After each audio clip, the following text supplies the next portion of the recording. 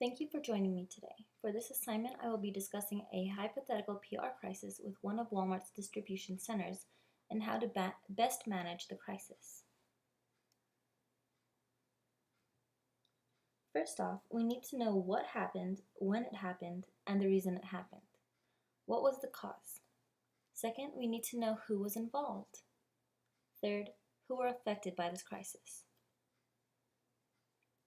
Well, at one of the top distribution centers, there was an accident involving several customers and employees who were critically injured. During a tour of the facility that was open to consumers, one of the 20-feet shelving that was holding over a ton in weighted products had collapsed onto the two unsuspecting distribution center employees and three unfortunate consumers. The situation was quickly reported to the media, and sadly, it was made known that Walmart had ignored the inspections, which included recommendations of repairs and upgrades to the facility. Thankfully, no one died, but the injuries were critical and the whole situation could have been prevented. While the main people that were involved were employees and consumers, the amount of people affected were much more, beginning with the families of all the victims, the managers, supervisors, and other employees of the center. The executives of Walmart, the shareholders, investors, the tour programs throughout all the distribution centers, consumers, current and future investors. What is the potential impact of this crisis? Since the crisis was publicly reported and all fault was by the corporation, it only makes sense that there will be a lot of negative impact to the company. Stock prices will plummet, the reputation of Walmart will be tainted, loss of shareholders' money and loss of investors, customers and employees' trust and support will waver, which includes loss of sales. The spokesperson for this crisis will need to be from a high executive office, since the crisis was a high profile and caused great injury to people and the company. I chose Mr. McMillan, the current CEO of Walmart. Not only does Mr. McMillan have a high profile, but since he is the face of the company, he has had crisis management training and has experience dealing with these types of issues throughout his career. Also, he targets a specific audience, which are the investors and shareholders of the company.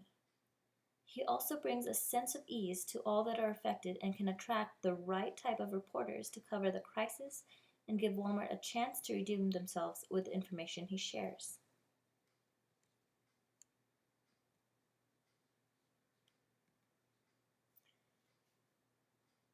Which brings me to the audience. Who are the target audience for this crisis? Why and how can Walmart relay the damage control messages? In this instant, investors and stakeholders are the targeted audience for many of the traditional ways of getting information, such as televised news, specific newspapers like Bloomberg or The Economist, or any stock reported news. The broader consumer audience, like in the local area, will include a variety of local news outlets like television, radio, blogs, and social media. Employees will include work email, work meetings, and official documents. Dealing with the media platforms, Walmart will need to use a variety of both traditional and digital. Traditional media are a great way to get information to the consumers that do not use social media, mainly the older generation. And several digital media, like Facebook, Twitter, or company blogs, which more and more of the consumers and the younger generation are using as a way to keep updated with the news. Walmart will need to have a team dedicated to posting and assertively yet calmly replying to most of the negative posts as a way of reputation damage control for the company. It is one way that Walmart can stay aware of the situation. The recovery plan should include ways for Walmart to publicly showcase the reconstruction of the facility, as well as a plan to, in doing so, for all their other distribution facilities.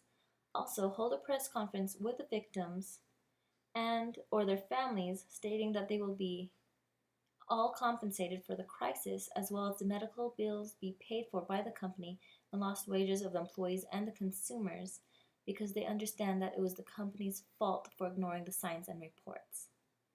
Also, for the next few months, Walmart will need to be open about their plans to find resolutions for other problems that they may come across within the organization. They will need to create a detailed recovery and resolution plan to offer the investors and shareholders,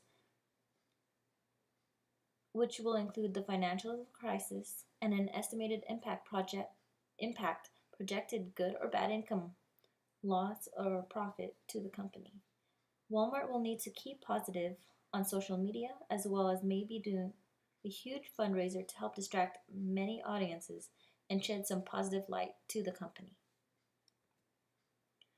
Will this be enough? Most likely not, since it will most likely go to be a lawsuit. But if the company admits fault from the beginning and actively show involvement in finding solutions, show commitment to those injured, create a detailed plan to make sure that this type of preventable crisis won't happen again, and continue to release positive messages of the corporation, this crisis management plan can be successful.